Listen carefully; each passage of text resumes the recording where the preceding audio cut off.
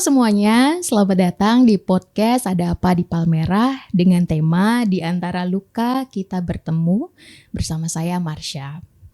Hidup itu kan gak selalu lurus ya, kadang semangat, besoknya drop. Hari ini bahagia, besoknya kecewa.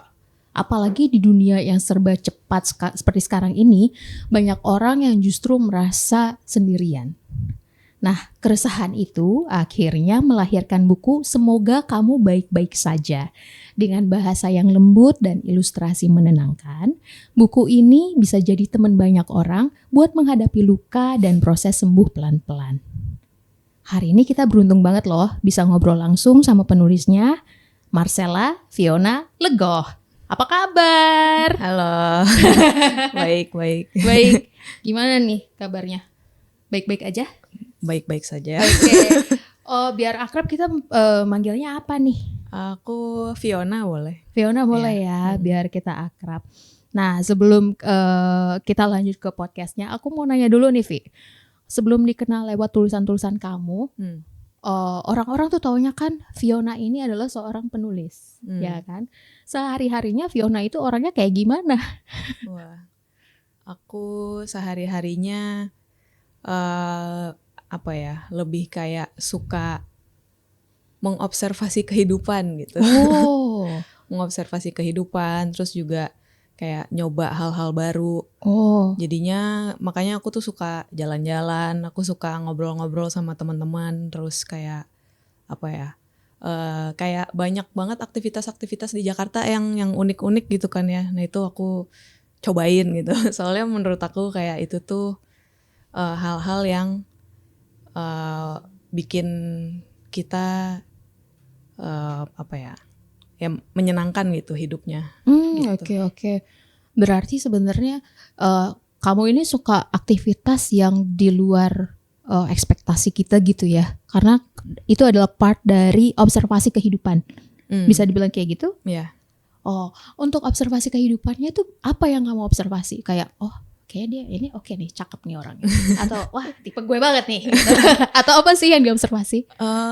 Kayak aku tuh suka ngelihat kehidupan sehari-hari yang mungkin biasa-biasa aja, tapi jadinya istimewa karena aku bisa ngelihat lebih dalam dari itu gitu. Kayak misalnya aku lagi naik kereta gitu ya, terus kan aku bisa ngelihat segitu banyak orang, beda-beda orang-orangnya, segitu banyak cerita yang ada di situ gitu yang kita nggak tahu. Betul.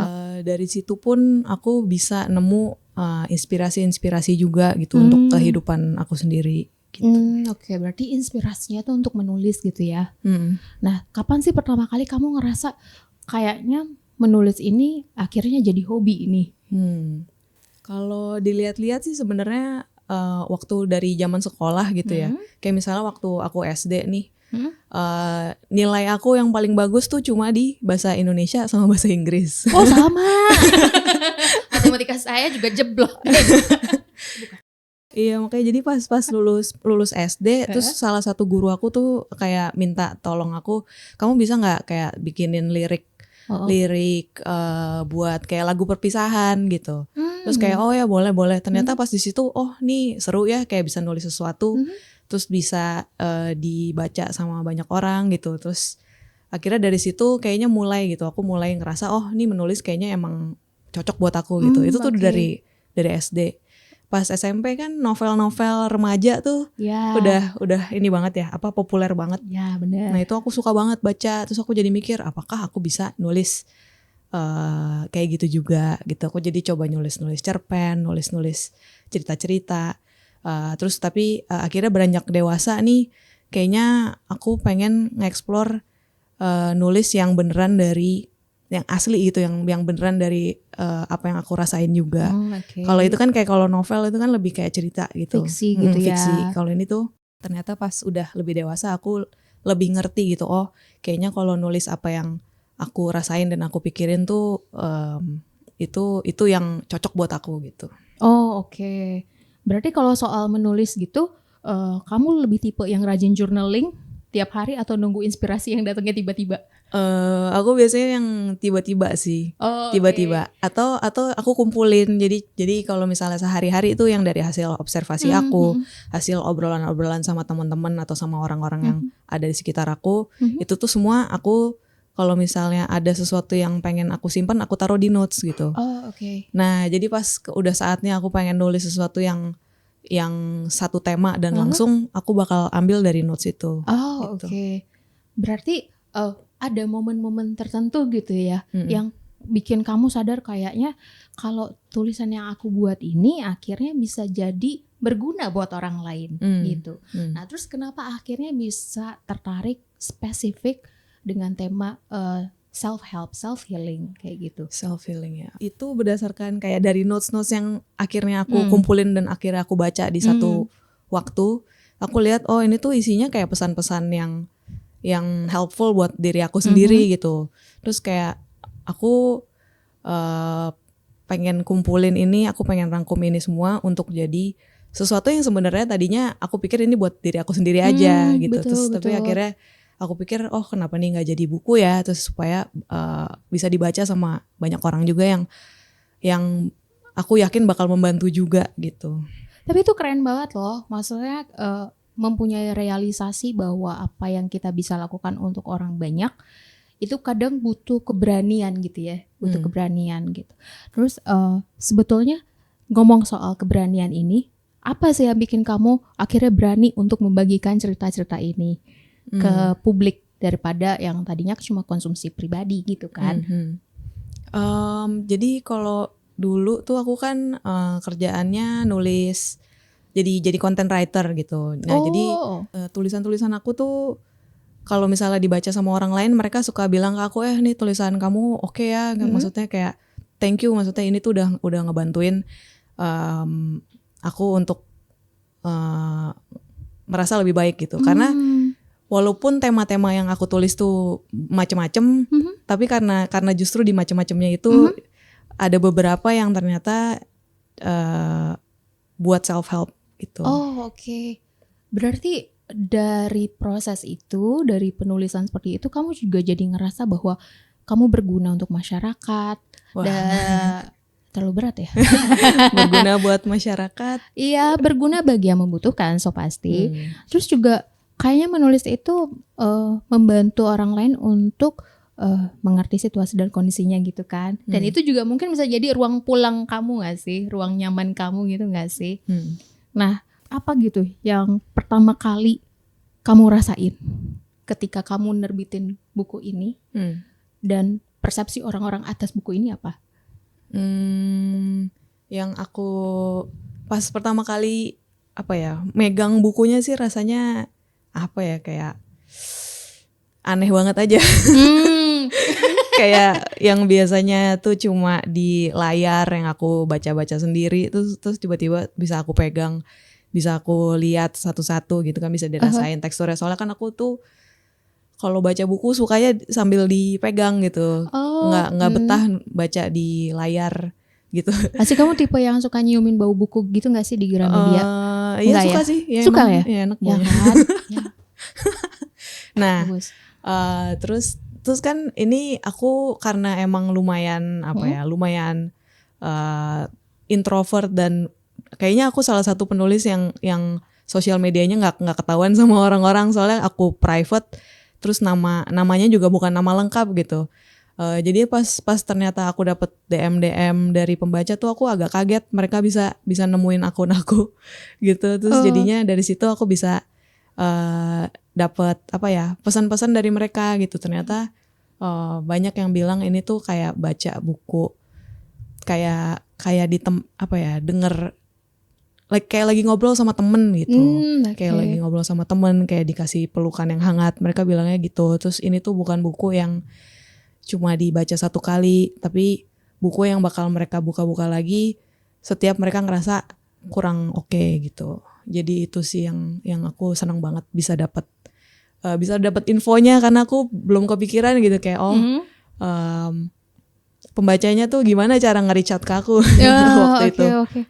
Tapi memang menyenangkan banget gak sih ketika kamu akhirnya sadar bahwa tulisan kamu ini akhirnya bisa jadi obat buat orang lain, ya kan?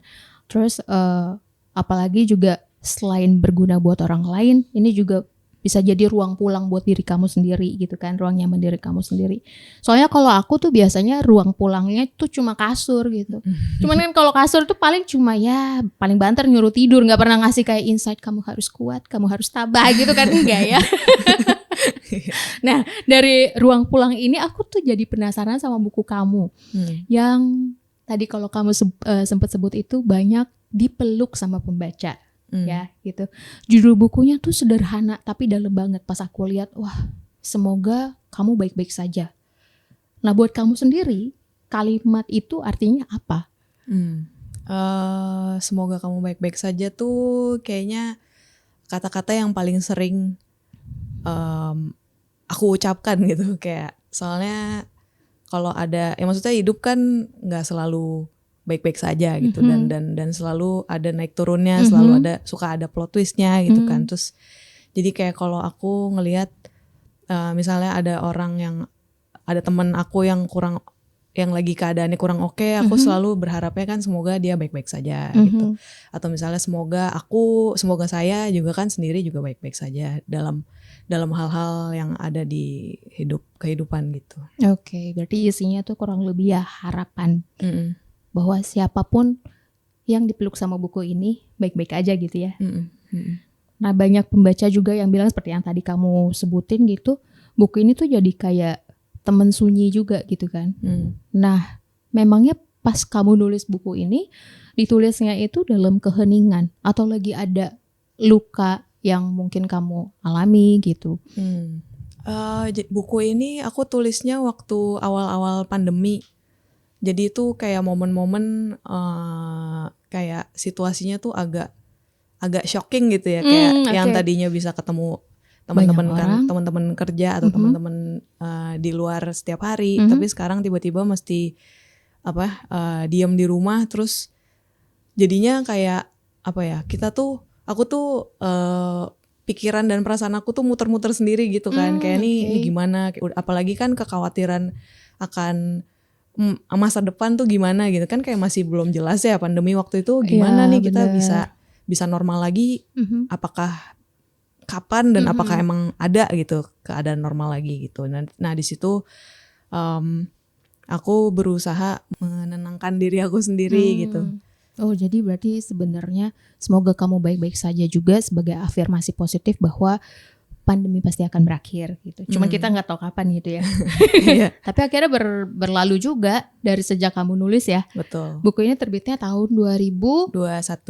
Berarti sudah 4 tahun berlalu guys. Sejak pandemi itu kita udah ke new normal gitu ya. Terus mungkin banyak orang juga yang belum pernah baca buku ini gitu. Bukunya kan ilustrasinya lucu ya, kekinian, warnanya juga pastel gitu. Tapi ada juga orang yang mungkin gak punya waktu gitu buat baca bukunya. Kalau kamu ada rekomendasi 1 bab duluan gitu aja, yang kayaknya kamu harus baca buku ini dulu deh. Itu yang mana? Wah, bab yang mana ya? Ini kayaknya kayak bikin PR gak sih?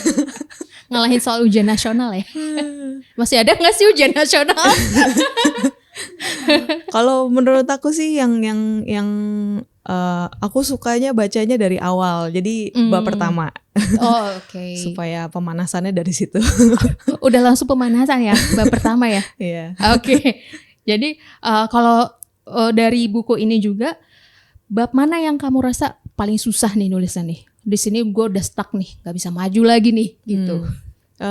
Nah karena itu juga kan aku nulis babnya yang dari yang paling ringan ke yang lebih sulit ditulis buat aku gitu. Jadi kalau menurut aku yang bab paling terakhir yang tentang melepaskan tuh paling susah gitu, karena kayak ngebahasnya lebih, soalnya aku salah satu orang yang paling susah untuk melepaskan gitu, kayak untuk merelakan kayak gitu-gitu. Jadi ini babnya aku tulis dengan secara berat gitu. Oke. Jadi kayak ngebahas ketakutan, ngebahas cara melepaskan, terus kayak melepaskannya tuh bisa dalam hal, ya itu bisa melepaskan ketakutan kita, melepaskan hal-hal yang nggak di luar kendali kita, yang kayak gitu-gitu. Gitu sih. Jadi ya lumayan banyak membuka hal-hal yang ada di dalam diri aku gitu. Oh, oke. Menurut kamu juga, kenapa buku ini bisa terasa personal? Tadi kan pembaca-pembaca yang shout out ke medsos bilang kayaknya terasa ngobrol sama temen nih gitu. Kenapa ya seolah-olah pembaca tuh berasa diajak ngobrol ketika baca buku ini? Itu waktu itu aku nulisnya untuk diri aku sendiri gitu kan. Jadinya aku kayak lagi ngobrol sama diri sendiri gitu. Mungkin itu yang jadinya bikin orang lain ngerasa kayak oh nih buku ini tuh lagi ngomong sama aku gitu. Karena emang itu adalah intinya gitu. Karena buku ini tuh aku tulis untuk berbicara ke diri aku, ke para pembaca untuk bilang kayak oh kamu baik-baik saja gitu. Gitu.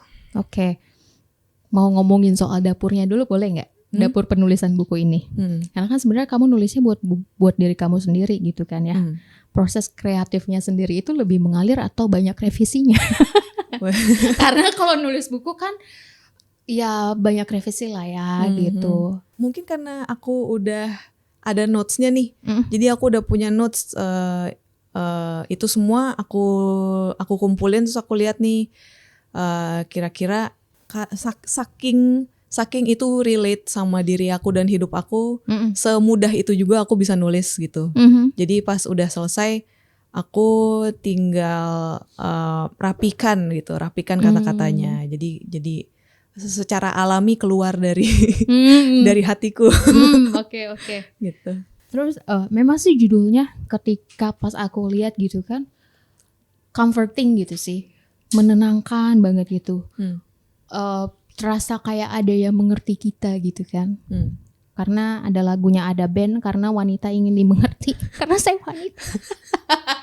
Laki-laki juga pengen dimengerti. Tapi aku yakin proses nulisnya gak selalu menenangkan sih ya. Kadang malah lebih gampang bikin caption IG yang panjang banget daripada nulis soal luka sendiri gak sih? Betul. Ya kan? Ngomongin soal luka, aku tuh jadi penasaran gitu, pengen masuk ke proses penyembuhan. Pas nulis buku ini, kamu tuh lebih ngerasa sembuh atau malah kebuka lagi luka lamanya? Jadi aku tuh biasanya nulis untuk healing gitu. Aku kalau lagi butuh ngerasa lebih baik, untuk ngerasa sembuh tuh aku nulis. Tapi dengan menulis itu kan justru kita harus menghadapi dan melihat apa yang kita rasain gitu kan ya, apa yang lagi kita pikirin, apa yang lagi kita rasain itu justru muncul gitu, kita harus hadapi itu. Tapi justru dengan menghadapi itu semua kita bisa sembuh gitu. Jadi menurut aku menulis ini tuh bikin aku lebih sembuh gitu. Oh oke. Ada nggak ya tulisan dari buku Semoga Kamu Baik-Baik Saja ini yang awalnya bikin kamu tuh ragu untuk publish karena kayaknya ini terlalu personal deh. Aku belum siap nih untuk menunjukkan ini ke dunia luas tentang luka ini.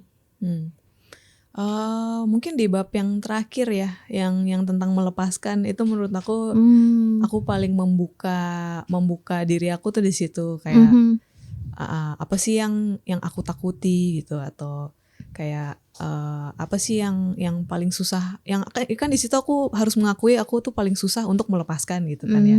Jadi kayaknya di situ sih yang paling yang aku kayak gimana ya gitu.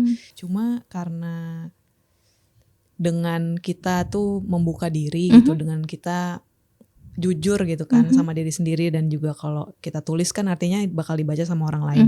Di situ justru kita bisa connect gitu. Dan relate sama orang-orang. Lebih susah mana menurut kamu? Belajar melepaskan atau belajar bersyukur? Lebih susah melepaskan. Kenapa tuh? lebih banyak usahanya. Lebih banyak effortnya. Kayak kalau buat aku bersyukur tuh gampang banget. Kayak maksudnya kayak aku tuh waktu itu kayaknya lihat di mana ya, kayak pokoknya tunjuk aja satu hal gitu yang ada yang di sekitar kita, tunjuk aja gitu. Kayak misalnya tunjuk buku ini misalnya, tunjuk buku ini. Terus ada banyak hal yang bisa disyukuri dari hal itu gitu. Kayak misalnya buku ini, oh ya aku bersyukur buku ini bisa diterbitin gitu. Ya, Aku bersyukur oke. buku ini bisa dibaca sama banyak orang. Aku bersyukur tulisan aku jadi buku gitu. Itu aja udah banyak Satu gitu hal kan ya. yang bisa disyukuri gitu Apalagi ya. kalau kita ngelihat ke hal-hal lain lagi gitu. Oke, apalagi kamu hobinya observasi orang ya. Jadi banyak yang bisa disyukuri dari kondisi kita saat ini gitu ya. Nah, tapi ketika kamu tadi mention, kamu bilang belajar melepaskan itu susah banget. Ini kan tantangan terberat berarti kan ya. Sebetulnya kenapa belajar melepaskan ini menjadi tantangan terberat buat kamu? Mungkin karena udah terlalu aku tuh terlalu kalau menggenggam sesuatu tuh terlalu kuat kencang. gitu. Oh, oke. Makanya kalau buat ngelepasin juga ada extra effortnya gitu untuk bisa lepas gitu. Oh, oke. Terus kalau bisa balik ke versi diri kamu yang paling rapuh, kamu pingin bisikin apa ke diri kamu? Wah, bisikin apa ya? Wah, ya aku sih yang pasti mau bilang ya nggak apa-apa kok, maksudnya jangan khawatir gitu. Nggak apa-apa karena kayak walaupun saat ini kayak saat itu saat aku merasa rapuh tuh aku ngerasanya kayaknya nggak bakal bisa deh baik-baik aja lagi, atau kayak nggak bakal deh aku bisa ngerasa lebih baik atau kayak ngerasa bahagia lagi, kayaknya itu tuh hal yang nggak mungkin gitu di saat itu. Tapi percaya kayak kalau kita ngelihat hidup kita gitu, kita ngelihat riwayat hidup kita di saat titik kita lagi paling rendah, pada akhirnya kita bisa lanjut lagi gitu. Lihat aja buktinya sendiri gitu kan. Jadi ya jangan khawatir, nggak apa-apa kalau waktu itu aku lagi ngerasa kayak gitu. Tapi percaya juga pada akhirnya aku akan merasa lebih baik gitu eventually. Oke. Nah kalau ngobrolin soal bisikin ini ya gitu kan. Ini kan soalnya dalam banget gitu. Bahkan kayaknya kebanyakan orang nih ya, nggak usah yang muda, yang tua gitu. Karena kita terbiasa untuk memendam rasa sakit kita sendirian. Jadi ketika ditanyain, apa kabar? Pasti jawabnya baik. Padahal mah dalam hati udah kayak drama India yang ratusan episode gitu. Yang masalahnya jungkir balik segala macam yang kayak gitu kan. Nah menurut kamu gitu ya, kenapa ya orang-orang ini lebih mudah untuk bilang kayak gitu ketimbang mengakui bahwa aku tuh sebenarnya lagi nggak baik-baik aja gitu. Kalau aku sih ngelihatnya kayak kita tuh ngerayain di saat kita ngerasa seneng gitu kan, di saat kita ngerasa sukses, di saat kita ngerasa bahagia, di saat hal-hal yang positif gitu. Sedangkan apalagi di usia aku yang sudah semakin dewasa ini, kayak rasanya tuh kan udah capek ya, maksudnya kan sehari-hari udah kerja udah capek, terus ntar masalah-masalah kayak sehari-harinya juga kayaknya makin banyak gitu dibanding dulu misalnya waktu masih remaja atau masih awal 20-an kan kayaknya beda ya, kayak lebih ya udah aku hidup untuk bersenang-senang gitu. Nah jadi pas udah lebih dewasa terus ketemu sama temen-temen gitu kan ya, pas udah ngumpul-ngumpul kan bawaannya pengen seneng-seneng gitu ya, pengen seneng. Jadi kayak kok rasanya kayak kalau mau bilang aku lagi nggak baik-baik aja pun, selain kayak ngerusak suasana terus jadi nggak enak gitu kan. Tapi ya mungkin itu sih yang bikin kita jadinya agak ragu kan, kayak aku tuh sebenarnya lagi nggak baik-baik aja tapi aku nggak mau ngakuin itu gitu. Karena yang dirayain adalah yang sukses, yang baik-baik saja, yang oke gitu kan. Tapi padahal kalau misalnya kita telusuri gitu, kalau misalnya kita mau menerima, paling nggak mulai dari kita mengakuin kan, kita ngakuin kalau oh ya udah deh kayaknya aku saat ini lagi nggak baik-baik aja, terus aku terima gitu kan, aku terima perasaan ini tuh aku lagi kurang oke. Terus berarti dari situ baru kita bisa mulai untuk menata ulang kan apa yang lagi kita rasain gitu. Jadi kalau menurut aku nih, kalau dulu aku nggak mengakui gitu kan, aku lagi nggak baik-baik aja, itu berarti aku nggak akan nulis apa yang aku tulis dan gak bakal ada buku semoga kamu baik-baik saja gitu. Oke, bener juga sih. Kalau misalnya kita bilang gitu ya, luka itu kan sebenarnya puzzle kehidupan kita, baik up atau down, senang atau sedih, suka duka, itu kan puzzle kehidupan kita gitu kan ya. Bagian mana yang paling susah buat dilengkapi sehingga diri kita jadi utuh lagi? Menurut kamu gimana? Lebih ke mengakui dan menerima deh kayaknya. Oke. Itu satu hal yang harusnya pertama kali kita lakuin, tapi yang paling susah untuk dilakuin untuk memulai gitu. Oke. Nah, dalam fase ini ya, aku penasaran gitu. Kalau kamu lagi mengalami fase itu, biasanya kamu ngapain buat nenangin diri? Scroll TikTok, apa nonton YouTube ngeliatin kucing, anjing gitu? Atau ngemil? Ngemil. Ya, atau misalnya aku belakangan ini suka main tenis gitu. Main padel juga nggak? Main padel kalau emang lagi ada, soalnya lebih mahal. Bener juga sih. Jadi aku masih stick di tenis. Okay. Nah itu kan kayak selain olahraga, ya maksudnya kita kan gerakin badan. Terus kadang kalau misalnya mainnya sore kan kena matahari itu. Okay. Terus ya secara nggak langsung juga sosialisasi sama orang-orang. Jadi kayak di situ aku menemukan apa ya, kesegaran baru. Kesegaran baru ya, apalagi main tenis habis itu mandi pasti segar. Tapi sebuah fun fact ya, kalau misalnya kita kena sinar matahari gitu, itu kan mengandung vitamin D. Nah, vitamin D itu akan mempengaruhi mood kita jadi lebih baik. Jadi kalau misalnya orang-orang yang misalnya moodnya lagi nggak stabil gitu, biasanya dokter-dokter akan meresepkan vitamin D sih, gitu. Jadi untuk memperbaiki mood gitu. Betul. Ya kan? Aku defisiensi. Ya kan? Iya. Apalagi yang waktu kita COVID itu pasti diresepinnya vitamin D. Kenapa? Karena kita lagi sedih gak sih? Gak ketemu orang-orang gitu kan. Makanya kamu bisa menuliskan buku ini. Berkat vitamin D. Iya. Nah oke. Karena tadi topik kita udah berat banget ya, ngomongin luka, latar belakang kamu nulis. Kita mau geser sedikit lagi. Tentang harapan. Oke.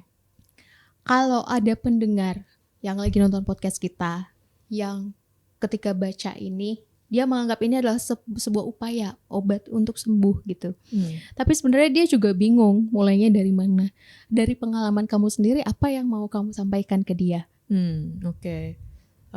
Wah pesannya panjang, aku izin baca. Oh silakan diizinkan loh. Pertama sih mulainya dari menerima gitu. Menerima bahwa bahagia sama luka tuh jalannya bisa sama-sama gitu. Soalnya kalau dari pengalaman aku waktu itu kayak misalnya kan aku lagi ada luka misalnya kan lagi kurang baik-baik saja. Aku pas belum sembuh gitu, aku pas ngerasa belum sembuh bener, aku pengen bahagia tuh rasanya nggak bisa gitu. Bahkan kalau aku ngerasa bahagia, aku kayak ngelarang, secara nggak sadar aku kayak ngelarang diri aku sendiri untuk ngerasa bahagia gitu, kayak ketawa aku tahan gitu, kayak soalnya aku belum sembuh nih, aku belum sembuh bener, aku harus sembuh dulu baru boleh ngerasa hal-hal yang baik lagi gitu. Sedangkan yang akhirnya aku sadari adalah luka sama bahagia itu jalannya bisa seiringan gitu, kayak walaupun kita lagi bahagia, kita bisa juga kok sedih gitu. Kalau kita lagi sedih, kita juga masih boleh kok bahagia gitu. Jadi jangan lupa gitu kalau berbagai perasaan itu nggak harus cuma satu doang yang muncul dan yang lainnya nggak boleh ikutan gitu. Gitu sih. Oke. Kalau misalnya orang-orang juga gitu ya, setelah dengerin kamu, oke, saya akan berusaha pelan-pelan gitu ya. Tapi dari usaha yang pelan-pelan ini gitu, ketika orang merasa down itu kan pasti udah ngerasa nggak ada jalan keluar gitu ya, stuck gitu. Untuk orang-orang yang ngerasa stuck di fase tertentu itu, menurut kamu gimana caranya sih supaya kita bisa lebih sabar sama diri sendiri dari pengalaman kamu? Menurut aku nggak usah memaksakan diri untuk cepet-cepet sembuh gitu, atau cepet-cepet kayak aku harus bisa bangkit lagi. Kayak mulainya tuh dari hal-hal yang paling kecil gitu, paling kecil. Kayak kalau kita ngerasa kayak tiba-tiba hari ini aku tuh nggak pengen ngapa-ngapain gitu, mau keluar dari kamar aja susah gitu. Berarti satu hal yang paling sederhana, yang paling kecil yang bisa kita lakuin tuh bangun dari kasur gitu kan. Ya udah, berarti coba dulu deh, coba bangun dari kasur gitu hari itu. Kalau itu pun udah berhasil dilakuin, berarti itu kan udah satu hal baik yang udah berhasil kita lakuin hari itu gitu. Kalau itu udah berhasil, bisa lanjut lagi, misalnya udah deh aku mau mandi gitu, atau aku mau makan. Nah, nanti dari situ mudah-mudahan bakal dapat momentumnya untuk bisa nemuin semangat kita lagi. Gitu. Oke. Nah, kalau boleh jujur, saat ini aku nanyanya personal ya. Kamu tuh udah ngerasa baik-baik aja atau masih work in progress kayak kita semua? Menurut aku tergantung hari apa. Bisa tergantung hari ya. Sekarang hari apa nih kita recording? Sekarang hari. Iya, soalnya kayak menurut aku tuh apa ya, ngerasa baik-baik saja, ngerasa oke, itu tuh hal yang perlu kita latih tiap hari gitu. Kayak muscle yang soalnya aku misalnya gini, aku udah nulis buku tentang self help ada 4 gitu kan ya. Terus aku ngerasa oh ya udah dong, berarti selesai dong. Permasalahan hidup aku harusnya udah selesai kan. Maksudnya udah nih, udah mateng banget. Tapi ternyata setelah aku cuekin gitu, aku cuekin mental health aku sehari-hari, aku ngerasa aku stres, tapi aku nggak usaha untuk memperbaiki gitu perasaan dan pikiran aku, ternyata akhirnya jatuh lagi gitu. Jadi sebenarnya untuk merasa baik-baik saja itu emang perlu ada effortnya gitu. Kadang lebih besar, kadang lebih kecil, tergantung apa yang lagi kita hadapi kan gitu. Tapi ya lihat dari sehari-harinya aja sih gimana. Okay. Effortnya kayak gimana tuh? Effortnya aku ngerasanya punya apa ya, tools sehari-hari yang bisa aku lakuin untuk merasa lebih baik. Misalnya walaupun aku suka nulis, tapi aku seumur hidup baru mulai journaling beberapa tahun ini gitu. Nah itu aku mulai dari journaling. Bahkan yang soalnya aku mikir journaling tuh kan mesti nulis panjang ya, capek ya. Jadi aku mulainya tuh dari nulis di notes yang kayak hal-hal yang aku syukuri hari itu, kayak hari ini gitu. Jadi udah kalau misalnya hari ini aku ngapain, aku tulis aja ya 1 kalimat, 2 kalimat gitu. Itu salah satu hal yang tools yang aku punya gitu contohnya. Toolsnya udah ada. Banyak orang tuh kan suka nggak konsisten. Jadi kayak aduh kayaknya gue udah terlalu capek hari ini gitu. Gue nggak ada waktu deh untuk journaling. Cara membangun konsistensinya gimana? Ada tips dan triknya nggak dari kamu? Kalau tips dan triknya mungkin kayak nah dulu tuh aku nggak journaling dan nggak mulai journaling karena dari persepsi diri aku sendiri yang bilang bahwa journaling itu butuh banyak waktu, butuh banyak effort ya kan. Kayak kita mesti nulis, mesti mikirin kita mau nulisnya apa, mesti banyak gitu kan. Padahal pas aku coba, ya udah deh aku coba yang lebih kecil gitu kan. Aku nulis yang jurnal yang cuma bersyukur hari ininya aja. Nah itu pas aku coba, oh ternyata cuma butuh semenit gitu kan. Coba butuh semenit, aku nulis 1 kalimat untuk hari itu, selesai gitu. Jadi aku mulainya waktu itu dari situ. Aku hari ini cuma butuh semenit, aku bisa nulis itu, udah besok kalau inget aku lakuin lagi gitu. Ternyata besoknya inget. Kadang besoknya lupa, terus lusanya inget lagi. Terus di double nggak pas lupa itu? Oh kemarin lupa nulisnya 2 gitu. Iya kadang aku kasih tanggal yang kelewat, aku dobelin. Oh gitu. Okay. Jadi aku nulis 2 hal gitu. Oh okay. Gitu sih. Nah dari situ aku ngelihat oh ya ternyata nggak sesusah itu dan karena aku udah mulai lakuin gitu. Dan pas ternyata 1 kalimat, oh lama-lama aku lebih semangat nulis lebih banyak nih, pengen curhat sendiri aja di situ. Ya udah dari situ mulai journalingnya dari situ. Iya benar. Gitu. Kan dari journaling itu kan nggak ada yang benar dan salah ya. Nggak ada guide-nya juga nih harus gimana gitu-gitu ya.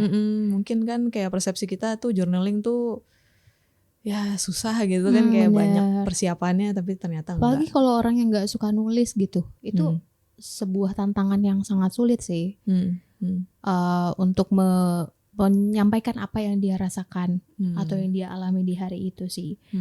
Nah, aku yakin banget pasti banyak yang curhat sama kamu ya. Kamu jadi suka tempat curhat ya? Iya nggak sih? Iya sih ya, kalau aku lihat-lihat. Ya, karena aku juga lebih seneng mendengarkan gitu, lebih seneng dengerin. Oke. Biasanya kan curhatnya macam-macam ya gitu. Kalau misalnya curhatnya tuh yang lagi sedih-sedih gitu ya, ketika ada temen atau siapapun yang lagi down gitu. Jawaban apa yang biasanya kamu kasih? Aku biasanya tidak memberi jawaban. Kamu hanya menyerap saja. Iya, kadang orang tuh, maksudnya teman-teman aku yang mereka butuhkan tuh mereka butuh meluapkan. Aku hadir untuk mendengarkan. Bahkan kadang kalau kita paksain, aduh aku harus menyampaikan sesuatu nih untuk membalas, untuk membuat dia merasa baik-baik aja. Kadang kita jadi tertekan, terus jadinya kayak udah nggak apa-apa kok gitu. Lu baik-baik aja kok, tapi maksa kan. Bener. Udah nggak apa-apa, jangan sedih. Tapi akhirnya kan udah kitanya yang ngerasanya nggak tulus karena cuma bilang itu, terus orang yang nerima juga kan kayak apa sih orang masih sedih udah dipaksa ya? Baik-baik aja lagi gitu. Jadi kadang emang ya pelan-pelan aja gitu, mulainya dari didengerin dulu gitu. Ya, makanya tadi kamu bilang dimulai dari rasa menerima, ikhlas, akhirnya melepaskan gitu ya. Nah terus tadi kamu juga bilang kalau ada yang curhat, kitanya juga lagi down gitu kan.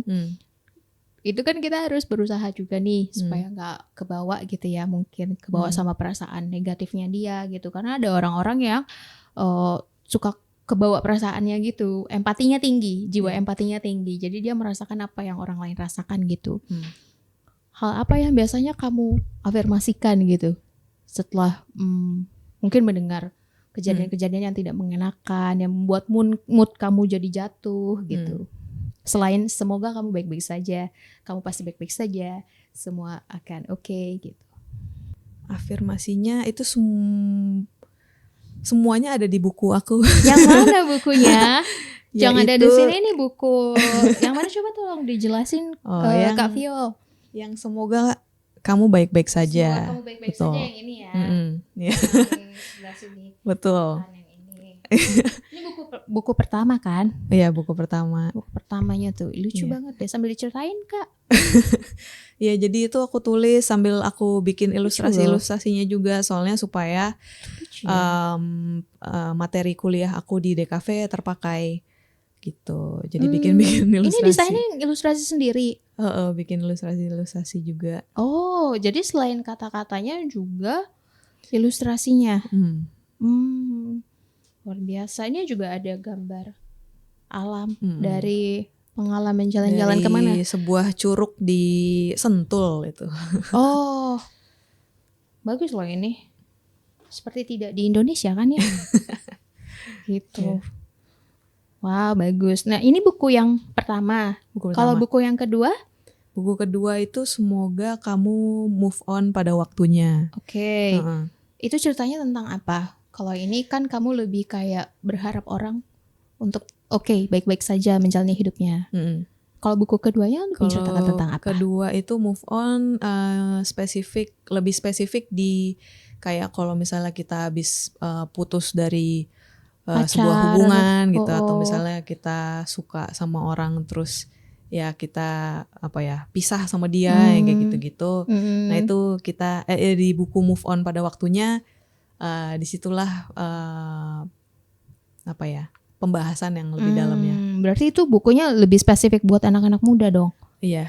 Buat yang masih dalam relasi antar lawan jenis gitu, atau hubungan-hubungan lain yang selain itu?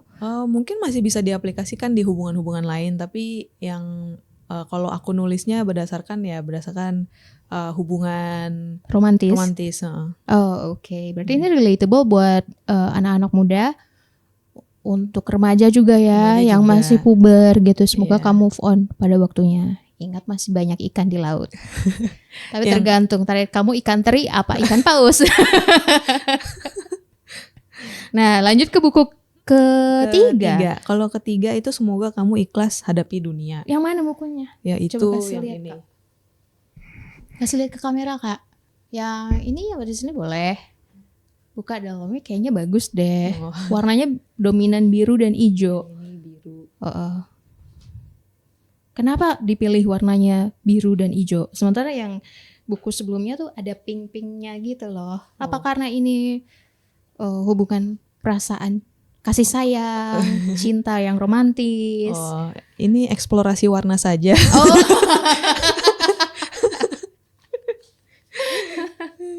Oh, ini telur. Tuh, telur. Oh, iya ya lucu ya. Ceritanya tentang apa buku ini, Kak? Nah, kalau ini cukup lebih ke menerima, lebih ke ikhlas itu. Soalnya kan kayak hidup tuh kan banyak plot twistnya. Nah, itu gimana sih caranya supaya kita tuh bisa ikhlas terhadap hal-hal tersebut gitu. Oke. Buku yang keempat yang baru terbit. Buku keempat yang baru terbit. Semoga semoga kamu bisa tersenyum hari ini. Yeah. Kelihatan lah ya. Ceritanya tentang apa? Es krim loh gambarnya. Betul. Semoga kamu bisa tersenyum seperti es krim ini. Kalau makan es krim harusnya senyum ya. Tergantung kalau sakit gigi kayaknya nggak bisa deh. Kenapa ini ceritanya tentang apa? Nah, kalau buku ini itu berawal dari kayak kalau berdasarkan hidup aku dan berdasarkan obrolan-obrolan aku gitu sama teman-teman, dalam suatu titik dalam hidup kita pasti nanya gitu kan ya kayak ini tuh hidup ini tuh tujuan hidup aku tuh apa ya gitu. Terus sebenarnya makna hidup ini tuh apa sih gitu. Pasti adalah satu poin yang kita bertanya-tanya akan hal itu. Yang bikin kita ngerasa kayak ini tuh kita tuh cuma punya hidup satu dan penting banget, masa sih aku nggak mencapai apa-apa gitu kan. Tapi di balik tekanan tersebut gitu kan, kita tuh jadinya fokusnya hidup tuh untuk mengejar hal-hal yang besar gitu kan. Sedangkan yang suka kita lewatkan dan suka kita lupakan adalah hidup tuh perjalanan gitu kan. Kayak hidup tuh justru ada banyak hal yang bisa kita nikmatin dengan kita jalan pelan-pelan. Kita bisa nemuin pengalaman-pengalaman baru di situ dan kita bisa memaknain perjalanan dari hidup kita sendiri gitu. Dan menurut aku pada akhirnya pencapaian terbesar kita itu adalah hidup kita sendiri gitu. Gimana cara kita menjalaninnya dan gimana cara kita memaknainya. Nah, disitulah buku ini hadir. Untuk kita bisa melihat hal-hal yang ada dalam kehidupan kita dan keseharian kita yang bisa bikin kita tersenyum gitu. Oke, keren banget sih latar belakang buku keempat ini ya. Semoga kamu bisa tersenyum hari ini. Nah, buku kamu kan ada 4 ya. Semuanya ini nih judulnya semoga. Ada apa dengan kata semoga? Ada, menurut aku semoga tuh kata yang sangat-sangat powerful gitu ya, sangat-sangat kuat, penuh harapan gitu. Dan kebetulan waktu aku nulis buku pertama, aku nulis semoga kamu baik-baik saja gitu. Aku belum kepikiran kan kalau ternyata aku mau nulis buku-buku selanjutnya dan semoga ini bisa jadi tema besar yang jadi penghubung seri buku ini gitu. Dan ya itu karena aku sering banget ngomong semoga ini ya, semoga itu ya. Jadi itu tuh emang suatu kata yang aku aplikasiin di hidup aku dan emang sangat-sangat membantu aku untuk ngasih harapan untuk sehari-hari juga. Gitu. Oke. Kan buku kamu tuh ada 4 ya. Semuanya temanya selalu semoga. Itu kan afirmasi positif buat siapapun yang ngebaca gitu kan. Kamu sebagai penulis ada nggak bisa kasih satu pesan aja yang universal buat semua penonton dan pembaca kita untuk menghadapi kehidupan ini? Oke. Pesannya aku tulis di buku yang keempat, di buku Semoga Kamu Bisa Tersenyum Hari Ini. Itu ada di judul paling pertama, yaitu hidup adalah jalan ... Oke. Jadi di sini tuh ngebahas bahwa sebenarnya kalau kita lihat hidup tuh sebagai jalan, jangan mikir kalau hidup kita tuh jalan tol gitu yang selalu mulus, yang selalu jalannya cepet, yang bakal lancar. Dan tapi justru lihat hidup kita tuh sebagai jalan yang berbatu dan berlubang dan berlumpur gitu. Karena disitulah kita bisa melatih mental kita gitu. Jadi saat kita ketemu jalanan, ketemu lobang itu justru kita udah siap gitu. Di situ mental kita tuh udah terlatih untuk menghadapi jalan-jalan yang berbatu ini, sehingga saat kita menghadapinya kita udah siap gitu. Berarti ketika kita menghadapi sesuatu yang tidak sesuai ekspektasi kita udah siap ya. Gitu ya, jangan terlalu kaget banget gitu ya. Nah, sebenarnya kalau aku simpulin gitu ya dari percakapan kita, buku-buku kamu itu tuh kayak paket kecil gitu ya, yang datangnya waktunya pas. Ada doa juga, ada harapan, ada temen juga yang kayak dengerin gitu. So thank you banget Vio udah datang hari ini ngobrol-ngobrol. Kita ngebahas soal keempat buku kamu, tapi specifically kita ngebahas soal semoga kamu baik-baik saja. Buku-buku kamu ini udah tersedia di toko buku Gramedia terdekat ya? Sudah tersedia. Ada e-booknya nggak?